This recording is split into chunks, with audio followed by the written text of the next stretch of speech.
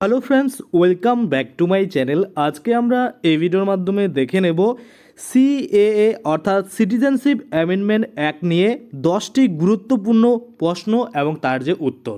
দেখুন, 1971 সাল থেকে 2014 সাল অবধি যারা এই ভারতবর্ষে প্রবেশ করেছেন তাদের সকলকেই কিন্তু আবেদন করতে হবে। এটা হয়তো আপনারা সকলেই জেনে গেছেন, কারণ এর আগের যে ভিডিও রয়েছে সেখানে আমরা এই সিএ যে হেল্পলাইন নাম্বার দিয়েছে সেখানে কল করে আমরা জানতে পারি যে এই যে 1971 থেকে 14 সাল অবধি যারা এসেছে তাদেরকে আবেদন কিন্তু বাধ্যতামূলক করা হয়েছে।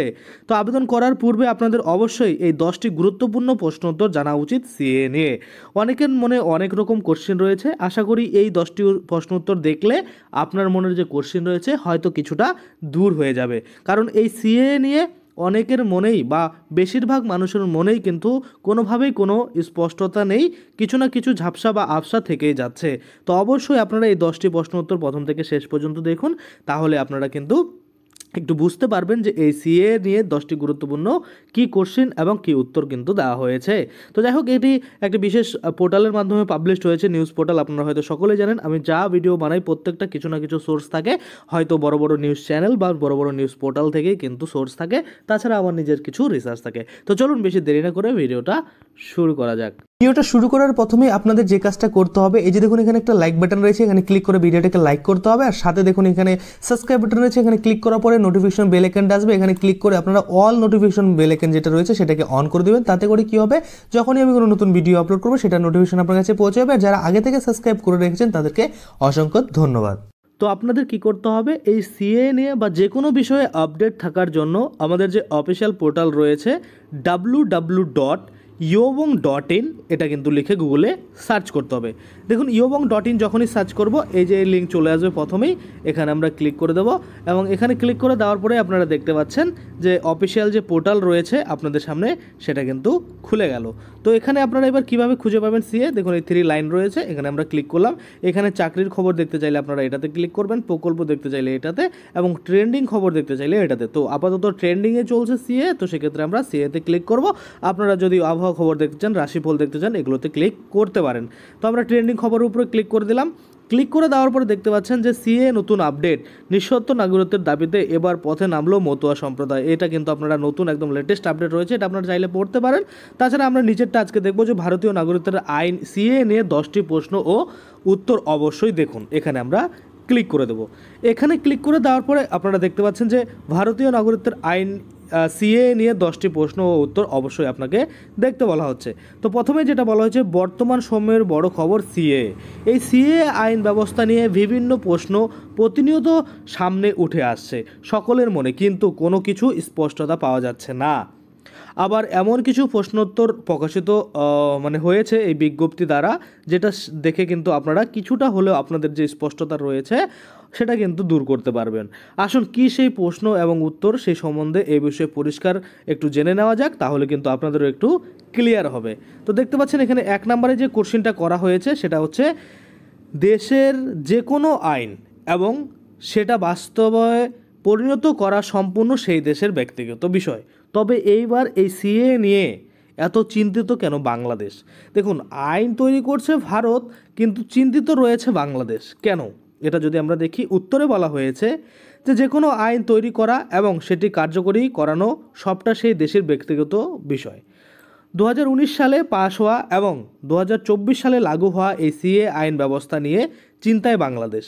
এছাড়াও এই আইন শুধু বাংলাদেশ না, আফগানিস্তান ও পাকিস্তান এই 2 দেশের উল্লেখ রয়েছে, ফলে সেটি শুধুমাত্র এই দেশের অভ্যন্তরীণ বিষয় থাকলো না। বিজ্ঞপ্তির দ্বারা জানা গিয়েছে ধীরে ধীরে এই আইন শুধু এই 3টি দেশেই সীমাবদ্ধ থাকবে না। তারপরে যদি আমরা দেখি পরের কোশ্চেন 2 নম্বরে, সেটাতে বলা হয়েছে যে এই সিএ আইন ব্যবস্থা নিয়ে বাংলাদেশ এত চিন্তায় কেন বা চিন্তিত কেন? দেখুন উত্তরে বলা হয়েছে, এই সিএ আইন ব্যবস্থায় বলা হয়েছে বাংলাদেশ, পাকিস্তান, আফগানিস্তান থেকে আগত ধর্মীয় কারণে বিতাড়িত হওয়া অমুসলিম সম্প্রদায়ের মানুষদের সিএ আইন অনুযায়ী প্রয়োজনীয় নথিপত্র না থাকলে তাদের দেশ ছাড়তেও হতে পারে। কাজেই চিন্তার মুখে শুধু বাংলাদেশ না, সাথে উল্লেখিত আরও 2 দেশ। 3 নম্বরে যে কোশ্চেনটা করা হয়েছে, এই আইনে যদি হিন্দুদের নাগরিকত্ব দেওয়ার কথা ঘোষণা করা হয় তো এটি খুশির বিষয়, সেখানেও এত আন্দোলন কেন? উত্তরে বলেছে ভারত ধর্মনিরপেক্ষ একটি দেশ, কিন্তু এই ধর্মনিরপেক্ষ দেশে ধর্ম নিয়ে এত ভেদাভেদ কিসের? কেন শুধু অমুসলিম সম্প্রদায়ের মানুষদের নাগরিকত্বের অধিকার দেওয়া হবে? এর উত্তরে স্বরূপ জানানো হয়েছে, যেহেতু বাংলাদেশ, পাকিস্তান, আফগানিস্তান এই তিনটি দেশ মুসলিম সম্প্রদায় বেশি পরিমাণে থাকার তারা হিন্দুদের ওপর অত্যাচার চালাতে থাকে, যার কারণে তারা নিজের এই দেশ ছেড়ে ভারতে আশ্রয় নেয়। তাই এই সব অত্যাচারিত বা সেই সব অত্যাচারিত হিন্দুদের ভারতের নাগরিকত্ব অধিকার দেওয়ার জন্য এই সিএ আইন লাগু করা হয়েছে। কিন্তু এই সিএ আইন অনুযায়ী যেসব নথিপত্র চাওয়া হয়েছে সেগুলির বেশিরভাগই সেই সব হিন্দুরাও দিতে পারবে না বলে জানিয়েছে। তারা চাইছে নিঃশর্ত নাগরিকত্বের অধিকার দেওয়া হোক, যার জন্য আজ সিএর বিরুদ্ধে এত বিরোধিতা বা আন্দোলন কিন্তু চলছে। 4 নম্বরে যেটা বলেছে, সিএ দ্বারা প্রাপ্ত ভারতীয় নাগরিকদের অধিকারের আইন থেকে মুসলিমদের বাতিল করে দেওয়ার সিদ্ধান্তে ভারত সরকারের কী মতামত? উত্তরে বলেছে ভারতের কেন্দ্রীয় সরকার কর্তৃক যে জারি করা হয়েছে বা সিএ যে যারা করেছে, যা কর্তৃপক্ষ তারা জারি যে করেছে এই সিএ, সেই আইনের নিয়ম অনুযায়ী বলা হয়েছে যেহেতু বাংলাদেশ, পাকিস্তান, আফগানিস্তান থেকে হিন্দুরা মুসলিমদের দ্বারা বিভিন্ন অত্যাচারের শিকার হয়ে ভারতে এসেছিল, তাই শুধুমাত্র এবার হিন্দুদের এই দেশের স্থানীয় নাগরিক হওয়ার অধিকার দিবে। 5 নম্বরে যে কোশ্চেনটা করা হয়েছে, বাংলাদেশে সংখ্যালঘু সম্প্রদায়ের মানুষদের উপর কি অত্যাচার করা হয়? উত্তরে বলা হয়েছে যখন অভিযোগ উঠেছে সংখ্যালঘু সম্প্রদায়ের উপর অত্যাচার হয়, তবে নিশ্চয়ই ভারতের সরকার এই বিষয়ে তদন্ত করবে এবং সবটা সামনে আসার পর জানা যাবে বাংলাদেশের বিরুদ্ধে যে অভিযোগ করা হয়েছে তা কতটা সত্যি। 6 নম্বরে যে কোশ্চেনটা রয়েছে সেটা হচ্ছে বাংলাদেশ সিএ আইন আপত্তি প্রকাশ করেছে, কিন্তু কেন? কারণ কি শুধুমাত্র বাংলাদেশকে সংখ্যালঘু নিপীড়িত দেশ বলা হয়েছে? উত্তরে বলেছে প্রকাশিত বিজ্ঞপ্তি দ্বারা জানা গিয়েছে কারণ শুধু এতটুকু নয়, ভারতের স্বরাষ্ট্রমন্ত্রী জানিয়েছেন এই সিএ আইন কার্যকরী হওয়ার পরে এনআরসি চালু হবে দেশে। এনআরসি চালু হলে সিএ আইন ব্যবস্থার মাধ্যমে যারা নাগরিকত্ব পাবে তাদের কোনো অসুবিধা নেই, কিন্তু সিএ চলাকালীন যারা নাগরিকত্ব পাবে না, এনআরসি চালু হলে তাদের কি হবে এ নিয়ে চিন্তায় রয়েছে বাংলাদেশ। এই চিন্তায় বাংলাদেশ সিএ আইন আপত্তি প্রকাশ করেছে। অর্থাৎ এই পয়েন্টটা খুব গুরুত্বপূর্ণ। এখানে বলা হয়েছে যে এই যে সিএ আইন রয়েছে, এই আইনের মাধ্যমে যারা নাগরিকত্ব পাবে তাদের কিন্তু পরবর্তীতে এনআরসি হলে কোনো রকম ভয় নেই, কিন্তু যারা এই সিএ আইনের মাধ্যমে নাগরিকত্ব পাবে না, কিন্তু পরবর্তীতে যখন এনআরসি লাগু হবে তখন কিন্তু তাদের প্রবলেম ক্রিয়েট হবে। 7 নম্বরে যে কোশ্চেন করা হয়েছে, ভারতে বসবাসকারী অবৈধ নাগরিকদের সরকার কি করবেন, সেই বিষয়ে নিয়ে বাংলাদেশ এত উদ্বিগ্ন কেন?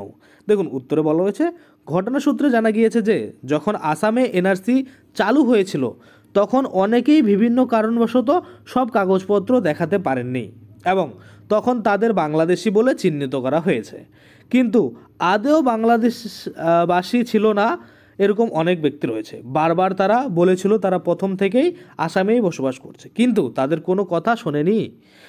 তো ঠিক এইবার সিএ এবং পরে এনআরসি চালু হলে এমনটাই করা হবে ভেবে বাংলাদেশে এত উদ্বিগ্নতা প্রকাশ করেছে।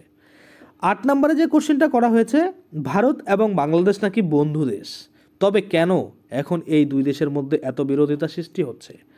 উত্তরে বলা হয়েছে ভারত এবং বাংলাদেশ বন্ধুত্বপূর্ণ দেশ হওয়াতে এমন আশা করা যায় যে সিএতে যারা অবৈধ নাগরিক হিসেবে প্রমাণিত হবে তাদের প্রকাশ্যে নিয়ে আসা হবে না, কিন্তু এর আগে আসামের এনআরসির সময় সেই সব নাগরিকদের অবৈধ বাংলাদেশি নাগরিক বলে প্রকাশ্যে নিয়ে আসা হয়েছে, কাজে এতে অপমানিত বোধ করেছে বাংলাদেশ। তাই ভারত সরকার জানিয়েছেন এইবার যদি আবারও অবৈধ বাংলাদেশি সামনে আসে তো তাদের অবৈধ রোহিঙ্গা নামে চিহ্নিত করা হইবে। 9 নম্বরে যে কোশ্চেনটা করা হয়েছে সেটা হচ্ছে ভারত সরকার যদি অবৈধ বাংলাদেশিদের অবৈধ রোহিঙ্গা নামে পরিচিত দেয় তো বাংলাদেশের অসুবিধা কোথায়? উত্তরে বলা হয়েছে ভারতে যদি কাউকে রোহিঙ্গা বলে শনাক্ত করা হয় তো তাকে শরণার্থী মর্যাদা দেওয়া হবে না, আর এইসব রোহিঙ্গাদের নিরাপত্তা হুমকি বলা হয়, আর এদের সাথে রাষ্ট্রীয় আচরণ অনেক কঠিন হয়, আর এদের আশ্রয় হয় কারাগার বা অন্য কোথাও। এবং বাংলাদেশ রয়েছে রোহিঙ্গাদের জন্য বিভিন্ন আশ্রয় শিবির। এবং ভারতে অনেক বিশেষজ্ঞরা বলেছে ভারতে আশ্রয় নেওয়া অনেক হিন্দুদেরই কাগজপত্র নেই, তো তাদের সাথে কি করা হবে, কোথায় রাখা হবে তাদের, এই নিয়ে শুধু বাংলাদেশ নয় অনেক ভারতীয়রাও কিন্তু চিন্তার প্রকাশ করেছে বা চিন্তিত কিন্তু রয়েছে। সর্বশেষ এবং 10 নম্বরে যে কোশ্চিনটা করা হয়েছে, ভারত তার অবৈধ নাগরিকদের কি করবেন, তাদের শরণার্থী মর্যাদা দিবে? এখানে উত্তরে বলা হয়েছে ভারত তার দেশে থাকা তীব্র শ্রীলঙ্কা এবং তামিলের যে শরণার্থী পরিচয় দেবে এবং সেই সব অবৈধ নাগরিকদের রোহিঙ্গা বলা হবে, তাদের নিয়ে পরে ভেবে দেখবেন, এটা কিন্তু বলা হয়েছে। তো এই 10টা কোশ্চিন উত্তর ছিল, এটা একটা আপনাদের জন্য গুরুত্বপূর্ণ কোশ্চিন উত্তর। আশা করি এখান থেকে আপনাদের অনেক কিছু মনের যেগুলো কোশ্চিন ছিল সেগুলো ক্লিয়ার হয়েছে। এছাড়াও সিএ নিয়ে আপনাদের মনে যত কোশ্চেন রয়েছে আপনারা সিএর যে অফিসিয়াল ওয়েবসাইট রয়েছে, আমি আপনাদের একবার দেখাতে চাইবো যে সিটিজেনশিপ অ্যামেন্ডমেন্ট অ্যাক্টের যে মানে কি বলবো অফিসিয়াল ওয়েবসাইট, সেখানে যদি আপনি যান তাহলে দেখবেন এখানে একটা কিন্তু হেল্পলাইন নাম্বার চালু করেছে, দেখতে পাচ্ছেন 1032। তো এই 1032তে আপনারা কল করে আপনাদের মনে যা কোশ্চেন আছে সেটার উত্তর কিন্তু আপনি পেতে পারেন। কিভাবে? এই যে এখানে আপনারা ফোন করবেন, টোল ফ্রি নাম্বার রয়েছে, কোনো আপনাদের টাকা পয়সা কাটবে না, আপনারা ফোন করে আপনাদের যে মনে কোশ্চেন সেটা কিন্তু জানতে পারেন। তো অবশ্যই আপনারা এটাতে ফোন করবেন, ফোন করে আপনার যে মনে কোশ্চেন রয়েছে যে দাদা আমার কাছে এটা আছে তো এটা নেই, ওটা আছে তো ওটা নেই, তো যত রকমের কোশ্চেন যেগুলো আমরা আমাদের কমেন্টে আপনারা করেন সেগুলো কিন্তু এই যে 1032তে ফোন করে জিজ্ঞেস করবেন, সেখান থেকে কিন্তু আপনাকে যথাযথ উত্তর দিয়ে দিবে। অনেকে বলবেন যে দাদা এই টোল ফ্রি নাম্বারে ফোন লাগে না, দেখুন ফোন তো লাগবেই না, কারণ একসাথে অনেকেই ট্রাই করছে ফোন করার, তো সেক্ষেত্রে লাইন বিজি থাকবে, তো আপনাকে অবশ্যই কিন্তু বারবার ট্রাই করতে হবে, তাহলে কিন্তু আপনি ফোন করতে পারবেন, নতুবা কিন্তু করতে পারবেন না।